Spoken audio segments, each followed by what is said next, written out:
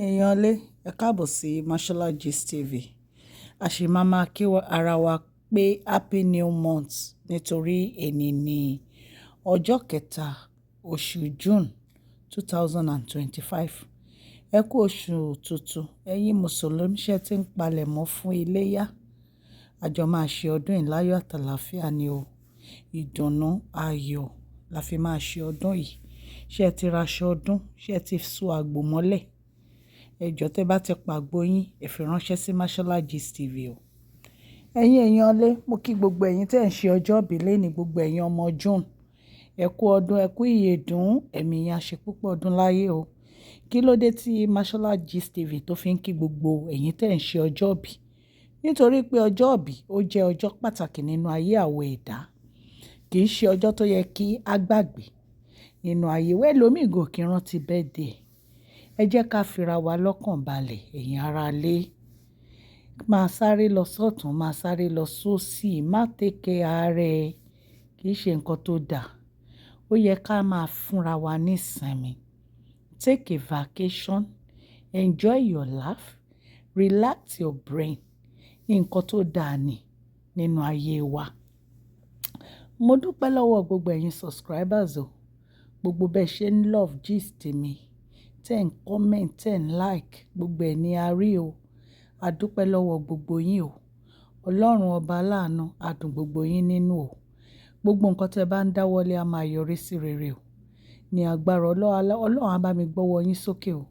Ẹ ní tọrọ jẹ, ẹ ní sọ̀rọ̀ mọ́, ẹni ẹlẹ́ni ò ní gbà ṣe yín ṣe o. Mo dúpẹ́ lọ́wọ́ gbogbo yín, gbogbo ẹ̀yin tí a bá ti subscribe, ẹ subscribe o. Kí lẹ̀ ń dúró ṣe, ẹ tètè tẹ subscribe button kájọ máa gbádùn gist alálùbáríkà. Jealousy, owú jíjẹ. Owú jíjẹ ò máa dáa. Owú jíjẹ ò ń ṣe nǹkan tó dáa. Nítorí pé is the root of evil. Ẹni tí ó bá ń jowú ẹ̀dá ó lè pààyàn. Tí ẹ bá lẹ́ni tó ń jowú yín, ẹ tètè yẹra. Ẹ yẹra fẹ́ nìyẹn, má máa sọ̀rọ̀ yín fún wọn. Nítorí pé wọ́n ń ṣe ẹni tí inú wọn dà. Tí ẹ bá ní ẹni tó ń jowú yín, ẹ yẹra, ẹ mú race. Ẹ tètè mú race. Torí ẹni tó ń jowú yín, ó lè lọ ṣe bí fún yín tẹ́ ẹ̀ ní mọ̀. Ẹ̀yin èèyàn lé. Èyí tá a tún gbọ́ yìí, ó tún lágbára. Ìkan nínú àwọn sisi wa yìí náà ni. Ẹ máa ti mẹ́ni náà. Ìkan nínú wọn náà ni. Ìkan nínú wọn yìí náà ni. Ló bá lọ ó dọ̀dọ̀ dókítà wa Elizabeth. Ló ń sọ fún yín pé ìwọ gbẹ́rù ẹlẹ́rù sílẹ̀. O gbẹ́rù ẹlẹ́rù sí orí, o fà tiẹ̀ lọ́wọ́. Ipe kí ló dé tó jẹ́ pé o máa ṣáìdì Queen Naomi, ṣáìdì Queen Naomi ní gbogbo ìgbà, o ronú bó ṣe máa bímọ sínú palace. Kí ló dé tó ronú bó ṣe máa bímọ sínú palace tó jẹ́ pé ẹrù ẹlẹ́rù ló máa gbé lórí? Ẹ rí pé ilé ayé yìí ẹ rí pole, ẹ̀yin ará ilé. Ṣé ó tiẹ̀ tó kéèyàn máa fi ọmọ bú ẹnì kejì? Ẹni tó ń fọmọ bú yìí, o ò mọ nǹkan t'Ọlọ́run ní in store fún. O ò mọ̀ bóyá ìgbà tó bá máa bí tiẹ̀ bóyá mẹ́ta ló máa bí pọ̀. O ò mọ̀. Ipe Ọlọ́run dáyàn kan lóhùn. Èèyàn ò mọ nǹkan t'Ọlọ́run ní fẹ́nì kejì. Wọ́n ní Dr. Elizabeth dá lóhùn pé òun kọ́ ni Ọlọ́run. Ọlọ́run ó mọ ìgbà àti àkókò. Ipe àwọn ń ṣáìdì Queen Naomi nítorí pé ààyè Queen Naomi ni gbogbo àwọn wà. Àwọn ń ṣáìdì Queen Naomi nítorí pé woman yìí ò ṣe èèyàn kankan. Àwọn gangan làwọn trespass. Ipe inú àǹtí wa yìí ó kún fún ejò àkekèé. Inú àǹtí wa yìí ó kún fún kìnìún. Àwọn ants, tàwínyín, gbogbo àwọn nǹkan burúkú inú àǹtí wa yìí kún fún. Ipe kò ro ire rí àfi kó máa ro burúkú lọ́jọ́ ayé ẹ̀. Jealousy, is the root of evil. Àwọn tó bá nílara wọn ń ṣèyàn o. Àwọn tó bá nílara wọn ń ṣèyàn o. Gbogbo kan ṣáà máa gbà kan ṣáà máa gbà. Gbogbo nǹkan tó bá ti jẹ́ tiẹ̀ báyìí bí ẹni pé kó jẹ́ tiwọn ni. Bí ẹni pé kó jẹ́ tiwọn ni. Ẹ̀yin èèyàn lè rí pé yìí tún lágbára. Wọ́n ní Dr. Elizabeth ní kó stay sílé ni. Àwọn ò ní ọ̀rẹ́, àwọn ò ní ìdọ̀rẹ́. Ìyàwó báwọn ṣe jẹ́yàwó ló jẹ́yàwó kó stay síbi tọkọ ẹ̀ bá fi sí. Kán stay away lọ́dọ̀ Queen Naomi. Kán fi Queen Naomi sílẹ̀. Kán má ní Queen Naomi lára. Ẹ̀yin èèyàn lé wọ́n ní bí bàbá wẹ̀rin ńlá bó ṣe ń ṣe nǹkan wọn ní ìsìn. Wọ́n ní ìyàlẹ́nu ni ó jẹ́ fún àwọn sisi wa gbogbo yìí. Wọ́n ní ìyàlẹ́nu ló jẹ́ fún àwọn sisi wa gbogbo yìí. Wọ́n ní torí pé bàbá wẹ̀rin ńlá wọ́n surprise wọn ni. Pé torí pé bàbá wẹ̀rin ńlá surprise wọn ni. Ipe recently bí bàbá wẹ̀rin ńlá ṣe yọ ìkan nínú wọn bí ìjìgárì yẹn gbà. Gbogbo àwọn nǹkan tó yẹ kó máa ṣe wọ́n fàyọ. Wọ́n yọ ọmọ lọ́wọ́. Wọ́n ló wá ń dún kòkò, ó ń halẹ̀. Ẹ jọ̀ọ́ nítorí Ọlọ́run kí lẹ fẹ́ ṣe náà. Kò sí nǹkan tẹ́ lè ṣe. Ọlọ́run ọba Elédùmarè ó ti sọ fún yín wípé ọba làṣẹ. Ọ̀rọ̀ tó bá yí báyìí kò sí ẹ̀dá kan tó lè yí padà. Ẹ̀yin ènìyàn lè rí pé ó lágbára. Kéèyàn máa fi orí ẹlòmíì kó máa fi ro tiẹ̀. Ẹni tí ẹ̀ ń ní lára yìí kò rí ti yín rò. Ṣé ẹ mọ̀ pé Queen Naomi wọn ò rí ti àwọn sisi wa gbogbo èrò. Ọlọ́run wọn ò rí ti wọn rò rárá. Gbogbo nǹkan tí Queen Naomi máa ń ṣe òní kán gbàdúrà. Kán dẹ̀ tọ́jú ọmọ wọn àtọkọ wọn. Àwọn náà máa kó ọ̀rọ̀ Queen Naomi sọ́kàn. Wọ́n máa kọ́rọ̀ Queen Naomi sọ́kàn ní bóyá ó wà lọ́dọ̀ kábíyèsí nísìn. Bóyá kinní kan. Kò ṣe rí ìfẹ́ tó bá ti lágbára. Tẹ́ ẹ sáré látọjọ́ tẹ́ ti ń sáré ẹ̀rí wọn túká. Ẹ bá jáwọ́ kẹ́ fi àwọn méjèèjì sílẹ̀. Kẹ́ jẹ́ kán máa enjoy ayé ara wọn. Nítorí pé ìfẹ́ tí wọn yìí kò ṣeé túká, kò ṣeé tú, kò ṣeé wó.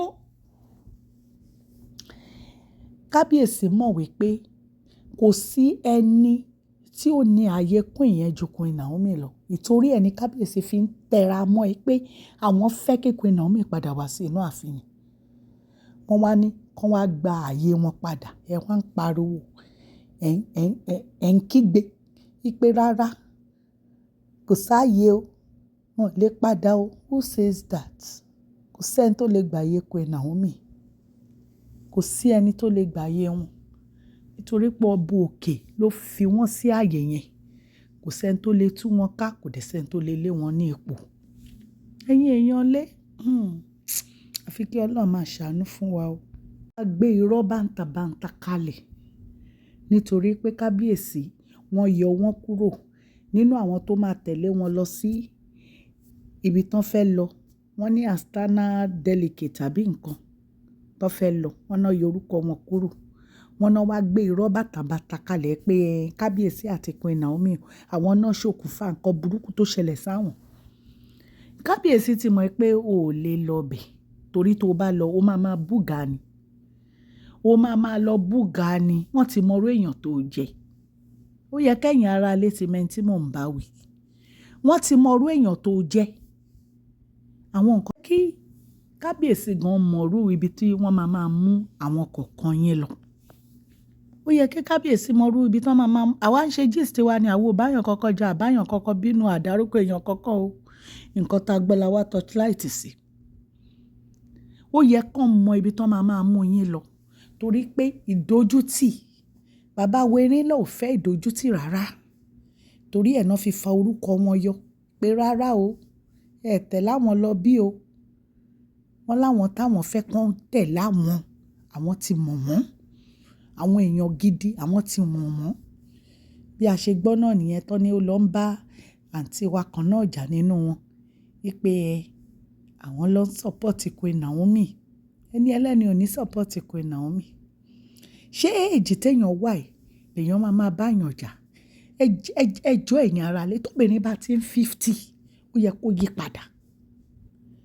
Tí obìnrin bá ti ń 50 ó yẹ kó yí padà. Kí lèèyàn ń bá kiri? Èèyàn ò lówó, ò lọ́lá, wàá níjà ló fẹ́ gbèrú. Ṣé bí àdúrà ló yẹ ká máa gbà ní age 50 fún àwọn ọmọ wa? Wípé k'Ọlọ́run ṣe wọ́n ní olú ọmọ, k'Ọlọ́run bá wa pọ̀nà wọn mọ́. Ṣé ìjà ló yẹ ká gbé lọ́wọ́? Kí ló wà nínú ìjà? Kò sí nǹkan kan tó wà nínú ìjà. Ọjọ́ wo lẹ rí kí Queen Naomi kan sọ̀rọ̀ lórí social media? Àbí ọjọ́ wo lẹ rí pé kán post ara wọn ju pé wọ́n wàásù ìyìn rere lọ àbí tó bá ń ṣe ọjọ́ ìbí? Ó tán. Ìgbà tó wà ní palace nìkan lẹ lè rí tó ń ṣe bóyá ayẹyẹ àbí nǹkan fún kábíyèsí lẹ lè rí kán sọ̀rọ̀. Queen Naomi ò ń ṣe ẹni tó ń post, wọn ò bùgá anybody. Wọ́n ń ṣe tí wọ́n ní wọn dẹ̀ rí yàn kankan. Èmi mọ̀ pé ọjọ́ kan Ọlọ́run Elédùmarè ó máa yí àwọn èèyàn yìí padà. Ó máa yí wọn padà bí a ṣe ń gbọ́ náà nìyẹn tán ní ẹni tí àwọn agbébọn tó lọ sí church Queen Naomi wọ́n ní ọwọ́ ti bà wọ́n. Wọ́n ti ń jẹ́wọ́.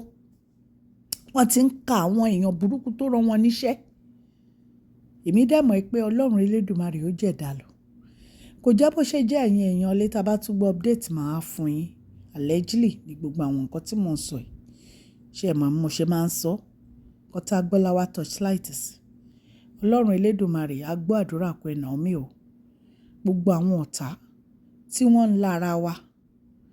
ń lára wa ní kọ̀kọ̀ àbí tí wọ́n sọ̀rọ̀ bí ní kọ̀kọ̀ nípa wa, Ọlọ́run á kojú ìjà sí wọn.